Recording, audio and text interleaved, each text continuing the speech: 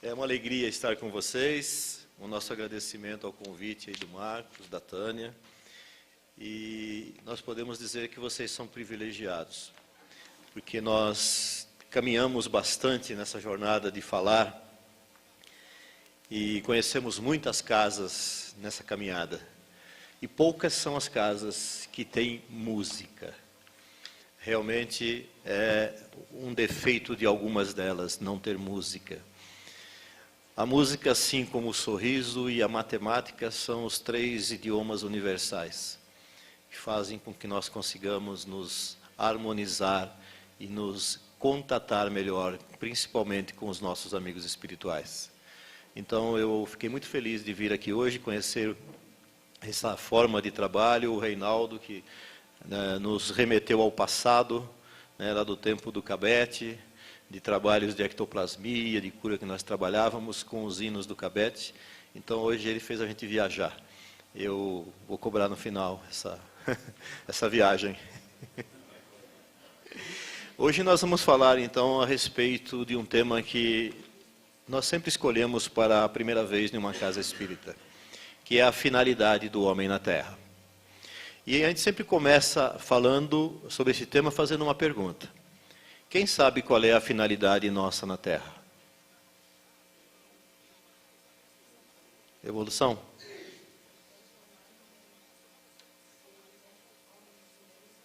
Transformar-nos em homens e mulheres do bem. Alguma mais? Alguma outra?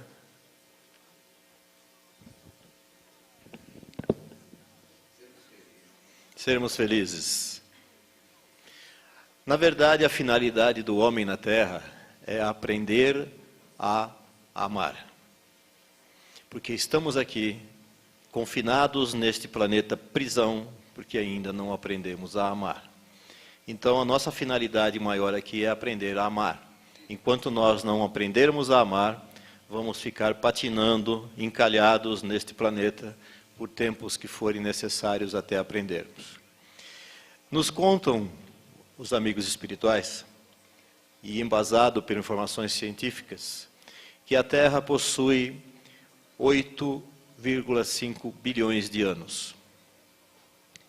É pouco tempo, né? 8,5 bilhões de anos, dá para calcular quanto tempo é isso? Não dá, né? A Terra já está um tanto quanto velha para o nosso tipo de tempo que nós computamos, né? Agora, o homem na Terra só tem 200 mil anos. De 200 mil anos que se tem notícia dos últimos fósseis mais antigos encontrados da existência humana. Então, de 200 mil anos para 8 bilhões e meio de anos, há uma diferença extensa, né? Muito grande. O que será que a Terra serviu nesse período todo? Além, é claro, de estar se formando, estar sendo produzida como casa planetária. O que acontecia no planeta? Então, os animais, a fauna, a flora, estavam sendo construídas, experimentadas, das mais variadas ordens. Quando João, em seu capítulo 1 do Evangelho, nos apresenta Jesus, ele nos diz claramente da seguinte forma: no princípio ele era o Verbo estava com Deus e o Verbo era Deus. Tudo o que foi feito através dele, e nada sem ele se fez. Então veja de que maneira ele apresenta Jesus a nós. Que no princípio ele era o Verbo, e tudo que foi feito através dele. Ora, com 8,5 bilhões de anos e tudo que foi feito através dele, ele é um pouquinho velho, né? Então nós vamos entender que em relação a nós, ele tem um pouco mais de estrada, muito mais evolução, conhecimento, desenvolvimento, né? E nessa situação, nós vamos fazer uma analogia ao que as Escrituras, a Bíblia, nos remete. Nós vamos lembrar lá no início da Gênese, em que o escritor bíblico começa a nos contar aquela história de que Deus disse: faça-se a luz, e a luz foi feita. Faça-se o elemento sólido, e a terra surgiu, né? Depois, o surgimento dos animais, e por final, o surgimento do homem. O primeiro contato do homem com Deus Na conversação de Deus com o homem no paraíso, nós encontramos esta historinha na escritura bíblica. Nós vamos ver Deus conversando lá com Adão, né? Com Caim, com Abel, naquelas fábulazinhas que nós sabemos como realmente aconteceram, que se retrata a chegada dos homens de Capela na terra. E nós vamos perceber que depois disso, Deus fala com Abraão, Deus fala com Jacó, com Isaac.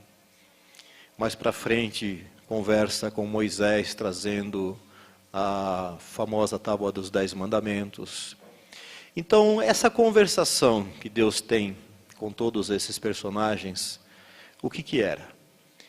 Era a execução do verbo. Conversação se faz através do quê? Do verbo, não é verdade? Então, se João está nos dizendo que no princípio ele era o verbo, ele está claramente nos informando que essa conversação se dava entre Jesus e esses personagens bíblicos. E nada sem ele se fez, então, desde o começo ele participava e fazia todas essas coisas. Na vinda dos seres de Capela, ele os recepciona de maneira a fazer com que possam chegar à terra e serem muito bem recebidos, dizendo aqui, vocês vão continuar o aprendizado que vocês negligenciaram lá naquela terra, naquela casa planetária que vocês tinham. Quando os capelanos chegaram à Terra, e nós falamos assim na terceira pessoa, porque não sabemos se somos algum deles ainda ou não, né? Isso não nos é dado saber. Já havia civilização na Terra. Haviam duas raças que eram oriundas da Terra, a raça negra e a raça amarela.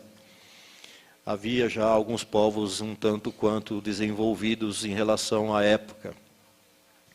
E nesses povos já haviam recebido visitas espirituais que vinham em nome deste mesmo Cristo, deste mesmo Deus, ensinar aquelas criaturas que elas estavam aqui para aprender a amar.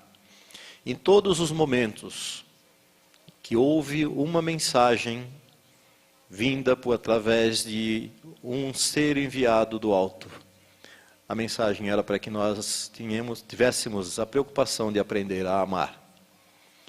Assim aconteceu na China antes de Capela, antes dos capelanos. Foi com Forri que trouxe uma mensagem ao povo chinês da época, e nessa mensagem ficou registrada no I Ching, que é um poema da época, exaltando a natureza e o poder da divindade, que pedia que as pessoas tivessem bastante amor umas pelas outras.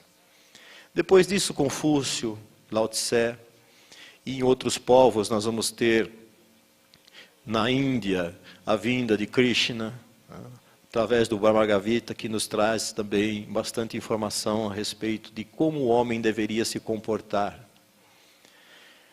Nós vamos encontrar informações desse tipo na Grécia, desde Aristóteles, Sócrates, Platão, que trazem nas suas famosos ensinamentos filosóficos a grande mensagem do amor. Nós vamos encontrar isso nos profetas hebreus, que vêm ensinar aquele povo o caminho que Deus esperava deles. Vamos encontrar a mensagem de Deus em todos os povos, através de algum tipo de literatura, como o Vedas da Índia. Vamos encontrar através dos ensinamentos de Buda, Siddhartha Gautama, que também vem ensinar o seu semelhante a amar.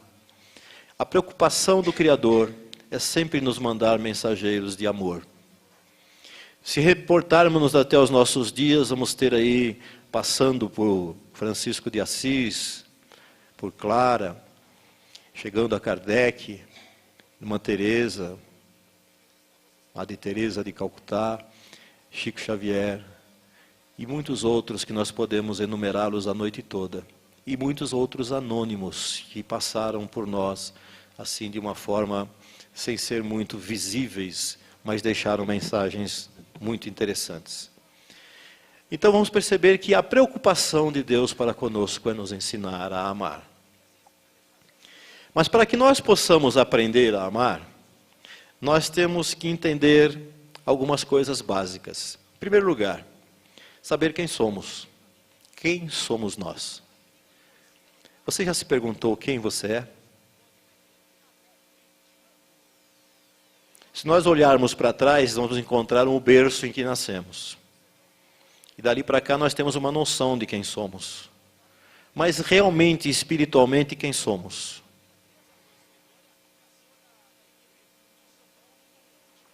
Conseguimos entender isso, pensar sobre isso? Nós não nos conhecemos. Não sabemos de onde viemos, o que fizemos. O passado para nós é uma incógnita. Não sabemos sequer as nossas reações diante de determinadas situações. Como nós podemos nos comportar diante delas? Só mesmo no momento é que nós, às vezes, nos surpreendemos com as nossas reações. Ou positivas ou negativas, mas sempre nos surpreendemos, porque não nos conhecemos. Se nós não nos conhecemos, como fazer para aprender a amar? E nós temos uma preocupação muito grande de querer conhecer o outro.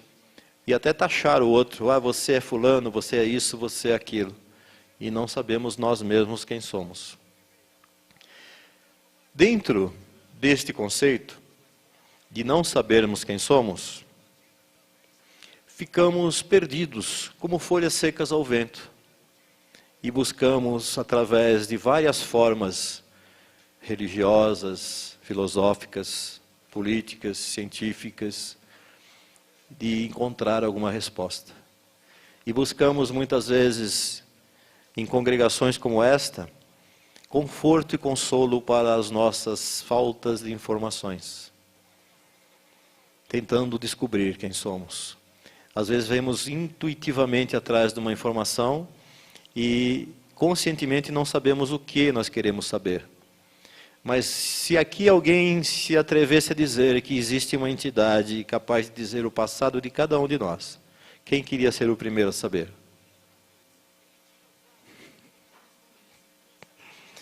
Todos nós temos curiosidade, né? Mas será que estamos preparados para ele? Quem está preparado aqui para conhecer o passado?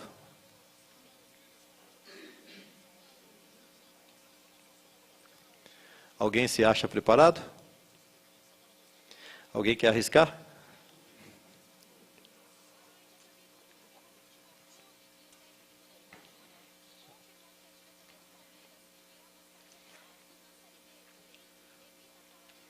Nós vamos percebendo, através dessas inquirições que fazemos a nós mesmos, que todos esses seres que vieram nos ensinar a amar, em algumas situações foram banalizados. Jesus se preocupou em vir pessoalmente entre os hebreus, ou judeus, como queiram, para poder conseguir o mínimo de atenção. Todos os enviados que ele mandou em vários povos foram bem recebidos. Foram seguidos, respeitados, ouvidos. Todos os que ele mandavam para os judeus eram perseguidos, presos e mortos em muitas circunstâncias. Tanto é que ele próprio teve esse destino, acabou também dessa maneira. Mas ele fez questão de vir pessoalmente, porque ele disse que ele veio para os enfermos. E o povo mais enfermo na época, que matavam todos os emissários divinos, eram os hebreus, os judeus, pelo seu orgulho. Então ele veio pessoalmente para trazer a sua mensagem. Mas a sua mensagem não era somente para os judeus e para os hebreus. É uma mensagem universal de amor. Se nós pegarmos o Evangelho de ponta a ponta e vamos ver, principalmente o Sermão da Montanha, ele só fala de amor. Nos ensina como nos comportarmos diante das pessoas.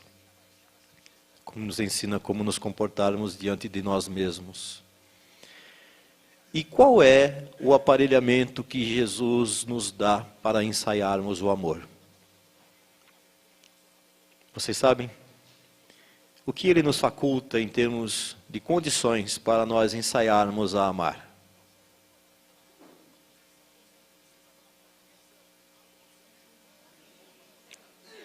Oi?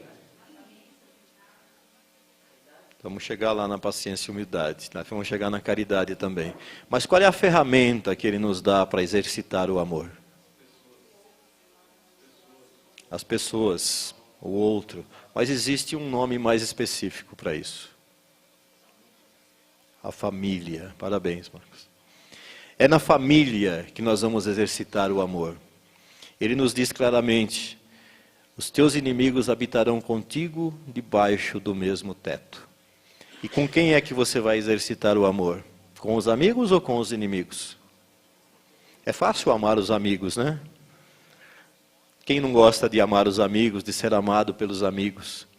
Mas e os inimigos, como é que faz?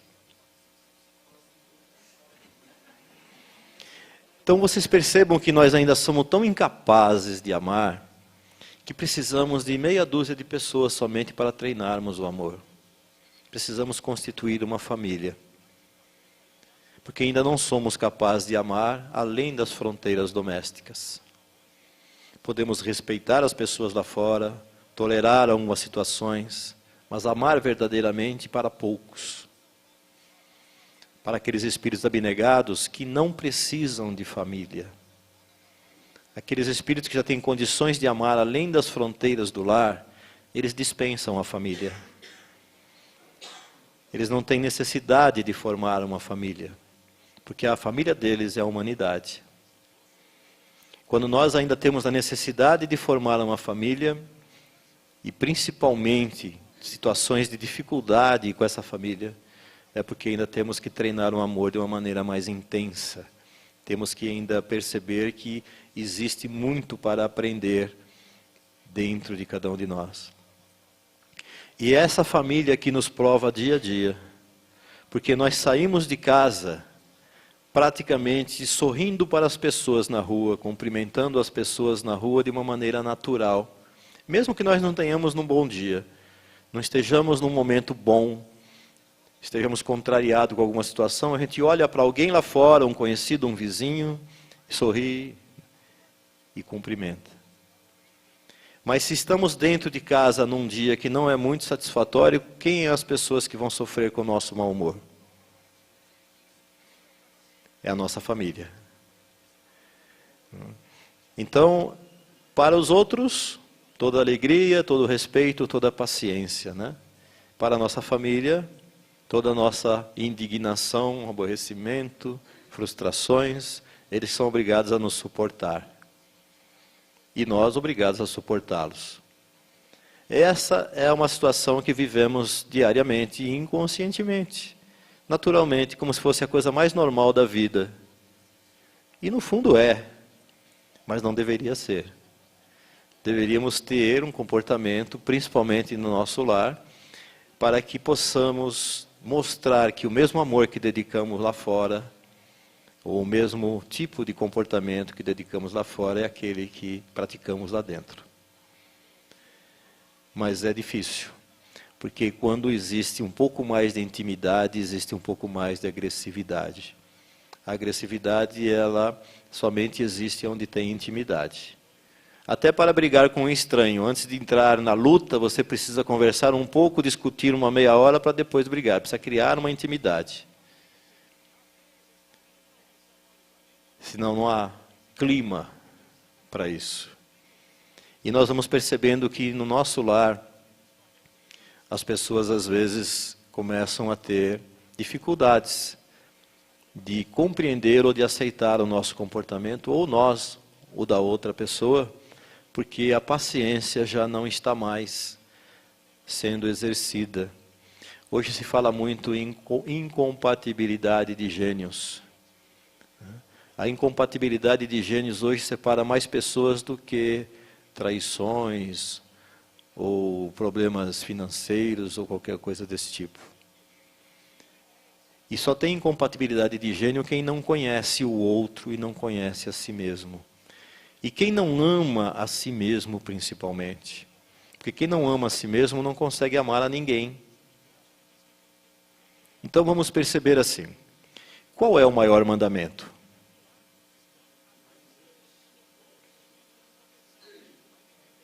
Tem gente cochichando, eu gostaria de ouvir um pouco mais alto.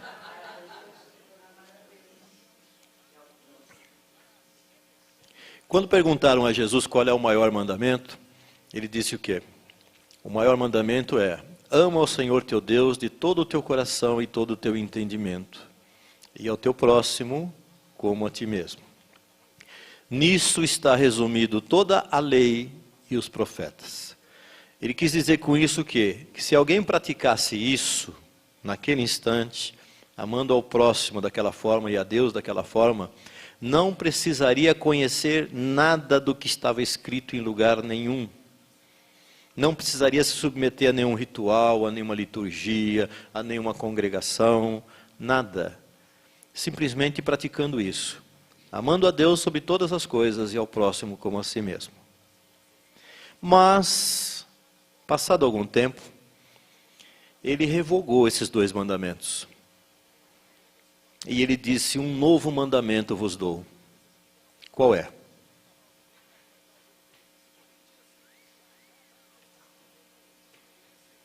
Está lá em João 15, 12. Ele diz: um novo mandamento vos dou, que vos amem uns aos outros como eu vos amei. Então ele revoga aqueles 2 e dá um único mandamento: que nos amemos uns aos outros como ele nos amou. Será que nós conseguimos fazer isso? Porque analisem em amar ao próximo como a si mesmo. Vamos pensar assim: um alcoólatra se ama? Um viciado em droga se ama? E se ele for amar o próximo dessa forma, como é que fica o próximo? Alguém que vive irado, nervoso, enraivecido, né? Adoecendo o fígado todo instante com algum tipo de comportamento inferior, se ama? E o próximo dele, como fica? Então, se nós amarmos ao próximo como a nós mesmos, muitas vezes nós agredimos o próximo. E é por isso que a humanidade está agredindo uns aos outros com muita frequência. Porque as pessoas não se amam. E não param para pensar o que é o auto-amor. O auto-amor não é egoísmo. O auto-amor é gostar de si mesmo ao ponto de querer o melhor para si. Porque o homem que pratica o mal, ele pratica em primeiro lugar a si próprio. E quem pratica o mal a si mesmo, não se ama. Quando nós nos iramos com alguém, nós estamos praticando um mal contra aquela pessoa, mas antes disso estamos praticando contra nós. Então não nos amamos. E aí estaremos imbuídos neste detalhe de não conseguirmos amar ao próximo. Amamos o próximo até um determinado ponto em que ele não nos pisa no pé. A hora que ele nos pisa no pé, nós vamos dar o troco, porque não nos amamos. Quem se ama é unicamente aquela pessoa que se ama que está preparada para dar a outra face. Quem não se ama não consegue dar a outra face. Que é muito mais difícil do que revidar. O amor, ele tem várias facetas. Alguém aqui sabe, somando as cores do arco-íris, qual é a cor que resulta? Rápida, hein? Você é artista plástica?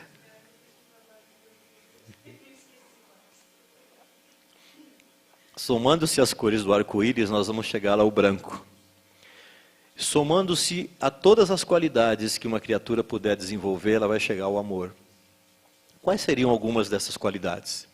Alguém já falou algumas agora há pouco. Caridade, foi falado aí, né? Paciência, compaixão, misericórdia, humildade, respeito. Nós vamos ver quantas existem. Se nós começarmos a fazer uma lista, vamos perceber que existem inúmeras qualidades, inúmeras virtudes que podemos desenvolver. E só chegaremos ao amor verdadeiro a hora que conseguirmos praticar todas elas. Enquanto uma delas estiver em falta no nosso caráter, no nosso comportamento, o amor ainda não está completo. Enquanto faltar uma cor, o branco não é atingido. E nós vamos analisando uma por uma e vamos perceber que muitas delas ainda estão ausentes do nosso comportamento. Uma das mais difíceis é o perdão. Porque o perdoar, ele vai muito além do falar. Quando alguém nos fere, nos agride, nos ofende, nos prejudica, ele está, antes de nos atingir, atingindo uma lei divina que manda amar. Quando nós infringimos uma lei divina, nós assumimos compromissos com essa lei. Assumimos karma com esta lei. O outro a quem nós ferimos, mesmo nos perdoando, quando ele nos perdoa, ele se liberta do compromisso conosco e continua a sua caminhada. Mas nós continuamos devedores desta lei. E somente reparando o mal cometido, que a lei irá nos facultar a possibilidade do retorno àquela caminhada. Então o perdão, ele tem essa característica, ele interessa mais a quem perdoa do que a quem é perdoado. Quem perdoa se liberta. Quem é perdoado continua devedor da lei, que vai cobrar dele. Por isso nós não temos que usar de vingança contra ninguém, em contra circunstância nenhuma, porque essa lei, ela é inexorável, ela vai, no momento oportuno, buscar essa reparação. Não pensem que isso não vai acontecer. Ah, tal pessoa fez isso até hoje, mas ele é eterno. Um momento ele vai ser cobrado daquilo. Ou com a pessoa quem ele feriu, quem ele prejudicou, ou com outra que será instrumento da sua reparação. Mas que vai ser reparado, isso vai. Não tem saída. Então a soma das qualidades, das virtudes que nós pudermos desenvolver, é que vão determinar o momento em que nós conquistamos realmente o amor suficiente para livrar-nos desta situação e deste planeta. O planeta evolui, é verdade, mas existem evoluções individuais que são muito mais rápidas que a do planeta. Existem espíritos que evoluem muito mais rapidamente do que o planeta. E mesmo o planeta chegando a um estágio que nós vivemos hoje de provas e expiação, vamos passar agora para a regeneração. Mesmo ele chegando ao estágio de regeneração, existem pessoas que conquistaram já um estado a mais. E estarão aptas a saírem do planeta para outros mundos mais felizes. Então a escolha é nossa. Mas para que nós possamos fazer essas escolhas, nós precisamos nos conhecer. E se nós tivéssemos a oportunidade de conhecer Jesus pessoalmente, como muitos tiveram na época, poderíamos até dizer que fomos agraciados. Mas aqueles que estudam as suas palavras, o conhecem de uma maneira mais profunda e mais de perto. E uma forma de nós sabermos quando tomamos uma decisão certa ou errada, ou quando tivermos que tomar alguma atitude, é sabermos o que Jesus faria no nosso lugar. Se você conhece Ele realmente, você vai saber o que Ele faria. Se você não conseguir saber o que Ele faria, é porque você ainda não o conhece. Quando nós o conhecemos, nós sabemos o que Ele faria. E se você fizer aquilo que Ele faria, você jamais vai errar. Então essa é uma maneira, são caminhos, são ferramentas que nós podemos utilizar para exercitar esse amor, que é o objetivo maior para o qual nós estamos aqui na Terra. Sem isso não teremos muita situação, muita condição de passarmos nessa fase. Há uma citação científica que diz assim: se por um momento ou por um motivo qualquer os insetos fossem dizimados do planeta, em 5 anos a vida no planeta não seria mais possível. Se por qualquer motivo ou qualquer acidente de percurso os germes, as bactérias fossem dizimadas do planeta, em 8 anos a vida não seria mais possível no planeta. Mas se por algum motivo, algum acidente de percurso, o ser humano fosse eliminado do planeta, em 5 anos o planeta estaria revigorado, renovado. Não haveria mais poluição, mais conflitos, a natureza estaria exuberante. Somos piores que os insetos. Então percebam que a nossa presença ainda causa destruição, mesmo de forma inconsciente. Ainda fazemos mal sem saber que estamos fazendo, simplesmente pela preguiça de pensar. Simplesmente pela preguiça de analisar, de estudar. Por isso Jesus nos disse: conheças a verdade te libertará. Quem busca a verdade encontra respostas. Mas ele disse também o quê? Eu sou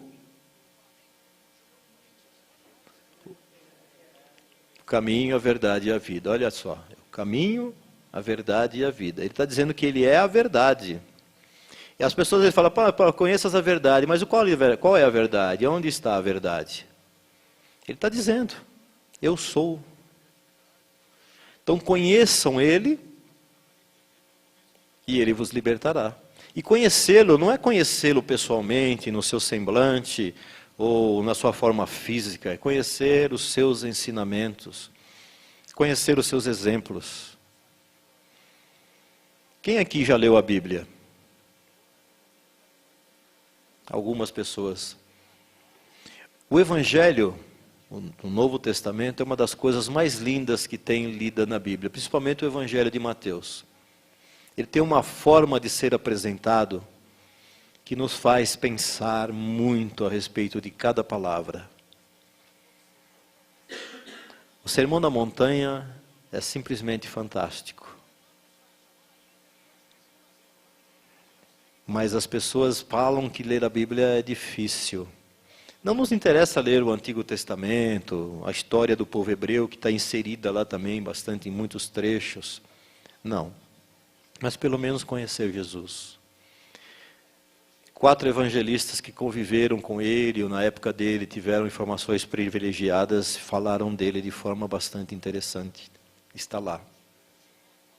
Os Espíritos nos trazem, no Evangelho segundo o Espiritismo, o ensinamento moral das palavras de Jesus.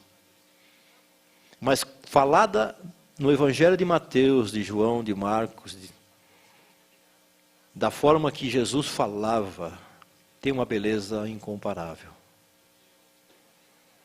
Simplesmente fantástica. Para isso precisamos tirar a preguiça e começar a ler e estudar. Porque todos nós somos muito preguiçosos. Todos nós colocamos interesses pessoais acima dos interesses espirituais e outros mais. Nós vivemos situações e momentos difíceis hoje no planeta. O nosso próprio país está vivendo situações difíceis. Todo dia você ouve notícias desagradáveis. Desmandos, roubos, desvios, saúde, segurança. Alguém se preocupa em estudar, saber o que acontece? Valorizando aquilo que não nos dá nada, sem demérito àquela criatura.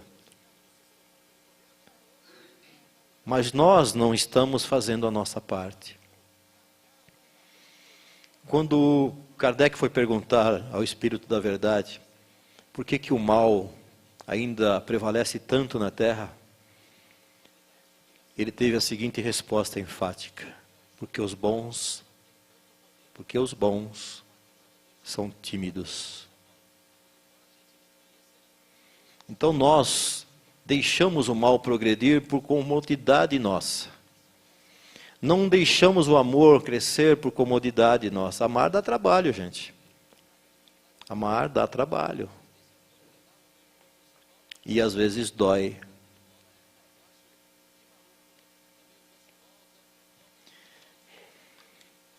Quando nós buscamos algumas situações para entender o outro, Essas situações quase sempre nos remetem a entender a nós mesmos. A convivência domiciliar é uma arte que tem que ser exercitada e praticada. A convivência em comunidade, a convivência em sociedade, a convivência num país. É fácil criticar, é fácil falar mal, mas fazer alguma coisa ninguém faz. Participar para mudar. Dentro de um lar, hoje, a família está sendo dizimada, está sendo destruída, por falta de compreensão e de conhecimento das pessoas. Existem algumas explicações psicológicas e filosóficas. Tem algum psicólogo aqui? Nenhum? A psicologia tem uma forma bastante hilárica, interessante, de falar a respeito da convivência familiar de um homem e de uma mulher. Como é que é a cabeça do homem, como é que é a cabeça da mulher? A psicologia explica isso de uma maneira bastante engraçada até, e bastante interessante, mas muito verdadeira. Quem sabe como é a cabeça do homem?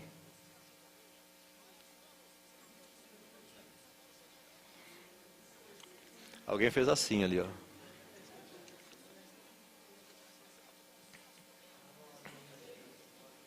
Fala, Marcos.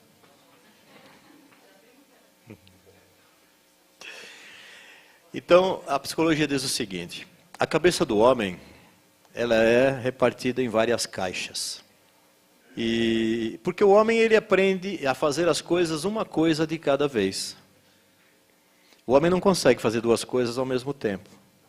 É uma coisa de cada vez. Então, se você vai falar com o seu marido, o seu amigo, o seu irmão, o seu pai, se aprenda que ele só fala uma coisa de cada vez, resolve um problema de cada vez. Então, se você vai falar com ele, nunca diga para ele assim: olha, eu tenho várias coisas para te dizer. Porque ele vai te falar: não quero saber de nada. Não quero saber de nada. Mas se você disser: eu tenho uma coisa para te falar, ele vai te falar: o que que é? Porque ele sabe que vai abrir uma caixa só. Aí você vai dizer o que ele quer, porque você precisa ouvir, ou precisa dizer. Então vamos supor que você vai falar sobre finanças. Ele sabe que ele vai abrir a caixa das finanças. Mas se no meio da conversa das finanças você for falar, por exemplo, de filhos, ele vai falar: peraí, deixa eu fechar a caixa das finanças e abrir a caixa dos filhos. Ele não vai falar as duas coisas ao mesmo tempo. Ele fala uma coisa de cada vez. E nessas caixas, o homem tem duas caixas que se sobrepõem às demais em tamanho. Tem duas caixas grandes. Uma grande e a outra enorme. A caixa grande é a caixa do sexo, que o homem gosta muito. Faz pouco, mas gosta muito. E a outra caixa, que é enorme, é a caixa do nada. É a caixa do nada. O que tem lá dentro? Nada. Todo homem precisa, quando chega em casa, de meia hora na sua caixa do nada. Então vocês prestem atenção, se ele chega em casa, ele vai, no mundo moderno, ele vai para o controle remoto da televisão, senta ali e fica trocando de canal. Aí você diz para ele: você está vendo o quê? Nada. Ele não está vendo nada. Então ele precisa de algum tempo na sua caixa do nada. Se ele vai pescar, por que o homem gosta de pescar? Porque ele joga o anzol na água e fica ali parado na sua caixa do nada. Aí você vai dizer assim: mas eu posso entrar na caixa do nada dele? Não. Por quê? Por que não? Porque senão não é mais a caixa do nada. Aí você vai querer mobiliar, pintar, pôr cortina, né? Não é mais a caixa do nada. Então não dá. Então é uma coisa de cada vez. E a cabeça da mulher? Como é que funciona?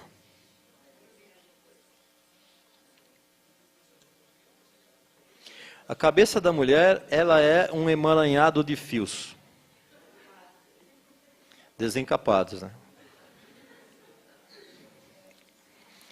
A mulher consegue fazer várias coisas ao mesmo tempo. Ela consegue atender o celular, palavras da psicologia. Ela consegue atender o celular, fazendo maquiagem, mexendo a panela, olhando as crianças e assistindo televisão. Tudo junto. E ela dá conta de tudo. Se você perguntar o que falou na televisão, ela sabe, e o celular que falou, ela sabe. É impressionante. Aí, de repente, um dia você chega em casa e a mulher está de cara feia. Está de bico, né? Aí você pensa assim, poxa, o que aconteceu? O que eu fiz? E vai consultar o quê? A caixa do hoje, né? Você vai lá, abre a caixa do hoje e vai ver o que você fez. E na caixa do hoje você não acha nada. Mas eu não fiz nada hoje. Por que ela está assim? Aí você começa a chegar e conversar e vai perceber que não foi hoje, foi há 5 anos atrás. O fio encostou, né? E se encostou, já era, cara. Então, mulher faz várias coisas ao mesmo tempo. O homem, uma coisa de cada vez. E a psicologia dá um exemplo muito interessante. O homem coloca o leite para ferver.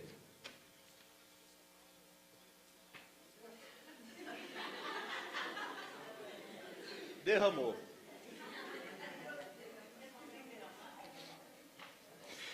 Então, se você não conhecer a forma que as pessoas são, de que forma que elas são realmente, como é cada um, como é que você convive? Porque mulher é emoção. A mulher é emoção. A mulher gosta de palavras carinhosas, de presentes carinhosos, de flores, né? O homem já é sensação. O homem gosta de toque, ou de alguma coisa mais objetiva, não de rodeios, né? Então, a partir do momento que você tem consciência disso, você consegue ter um bom relacionamento. Porque amar é saber compreender e conviver com as diferenças. Quem não sabe compreender e conviver com as diferenças, não consegue amar. E querer que o outro seja igual a você, está furado. Não vai ser mesmo. Não tem por onde. É uma situação que não tem volta. E para que você seja feliz, você tem que saber como é que o outro funciona. Quando você compra um equipamento qualquer, eletrônico, ou um carro, você procura saber como ele funciona. Você tem um manual, você vai estudar, vai ver como operar aquilo. A outra pessoa que vive com você é a mesma coisa. A única diferença é que o manual dela está dentro dela. Você tem que aprender a entrar lá dentro e tentar decifrar aquele manual. E isso não é só entre marido e mulher, é filhos, é pais, é irmãos. Você vai conhecendo o outro e tentar respeitar o outro como ele é e sabendo lidar com ele. E você vai perceber no dia a dia que você tem que lidar com as pessoas, com cada uma de uma forma diferente. Às vezes a maneira com que você lida com um não serve para o outro. Isso é amor. É amar, é respeitar, é conviver. E ser feliz. Uma senhora entrou num consultório médico e disse: doutor, eu vim aqui como última instância. Já estou cansada de sofrer. Há muito tempo que eu peregrino de consultório em consultório. Há muito tempo que eu sou doente. E eu preciso sarar para ser feliz, porque eu não fui feliz até hoje na minha vida. E aí o médico experiente, espiritualista, disse a ela o quê? Minha filha, você está errada. Você está querendo construir a casa pelo telhado. Você não tem que ser feliz para sarar para ser feliz. Você primeiro precisa ser feliz para poder sarar, porque a enfermidade é fruto da infelicidade. Ah, mas não consigo fazer isso. Como é que faz para ser feliz desse jeito? Você consegue me ensinar? Sim, eu consigo te ensinar. É muito simples. Você não se lembra, mas quando você nasceu, todo mundo chorava, só você sorria. Desculpe. Quando você nasceu, todo mundo sorria, só você chorava. Não é assim quando nós nascemos? A gente nasce chorando, né? Quando a gente não chora, dá uns tapas para a gente chorar ainda, né? Então, quando você nasceu, todo mundo sorria, só você chorava. Para você ser feliz, viva de uma forma que quando você morrer, todo mundo chore e só você sorria. Porque infeliz é aquele que quando morreu, ninguém chorou por ele. Alguns até dizem, vai tarde. Então esse foi infeliz, né? Quando alguém disser assim, já foi tarde, é porque você foi infeliz. Então são receitas simples, né? Que a filosofia nos dá, que faz com que a gente pense a respeito, sem querer agredir, sem querer ter nenhuma forma de ser dono da verdade. Então nós precisamos deixar que o amor faça parte dos planos da nossa vida. E o amor não é aquele amor que pejorativamente se fala, né? O amor carnal, o amor platônico. Não, o amor do respeito, da convivência, da paciência, da paz, da compreensão. O amor da educação, da compaixão, da fraternidade. Tudo aquilo que nós temos que praticar com todas as pessoas, principalmente com aquelas que convivem conosco e principalmente conosco mesmo. Principalmente conosco mesmo, porque a gente não tem paciência com a gente. Quando você sai dirigindo rapidamente por causa de um atraso qualquer, você não está tendo paciência com você, porque você pode entrar num poste e matar uma pessoa. A falta de paciência é com você mesmo. Então nós temos que começar a praticar isso conosco. Só vai ter valor para aplicar nos outros quando a gente testar na gente. Deu certo com a gente? Deu. Então serve para aplicar nos outros. Então somos cobaias desses sentimentos. E isso é importante que a gente tenha consciência de que não adianta frequentar reuniões, gente. Não adianta buscar ajuda espiritual. Os espíritos eles servem para nos aliviar, não para transportar a nossa cruz, para nos transformar. Só quem vai nos transformar somos nós mesmos. Só quem vai curar a sua doença é você mesmo. A espiritualidade alivia, conforta, dá uma certa carência, dá um certo prazo de alívio para que você se refaça, que você ganhe forças para continuar, e depois o problema retorna, porque você deve estar mais forte e mais preparado. Mas ninguém vai eliminar o seu problema, só o conhecimento da verdade. Essa é uma forma de nós nos conscientizarmos de que não adianta buscar no outro as soluções para o nosso problema. Não adianta querer que alguém resolva as nossas situações. O outro pode sempre ajudar, aliviar momentaneamente, tanto encarnado como desencarnado. Mas só mesmo o amor que nós tivermos por nós mesmos. E o fato, por exemplo, de vocês estarem aqui hoje, esta noite, ouvindo essa palavra, é uma forma de auto-amor. Mas será que se tivesse 5 graus lá fora e garoando, estaria todo mundo aqui? Será que a gente tem amor suficiente para enfrentar dificuldades em prol da nossa evolução? Será que a gente tem amor suficiente para poder faltar a um aniversário num dia de trabalho na casa espírita? Colocar Jesus em primeiro lugar nas nossas vidas? Eu já vi gente cancelar o evangelho no lar porque chegou visita. Eu já vi gente ficar protelando para começar o evangelho no lar porque fulano não estava bem, estava indisposto hoje. Mas aí precisa mais. Então nós colocamos sempre um porquê para justificar as nossas preguiças e a nossa falta de auto-amor. Sempre colocamos alguma coisa na frente de Jesus. E ele nos diz claramente que aquele que não o testemunhar diante dos homens, também ele não testemunhará diante do Pai. É importante termos consciência de que tudo isso é imprescindível para sairmos desta situação, para evoluirmos, aprender a amar. Amar é uma arte, mas também é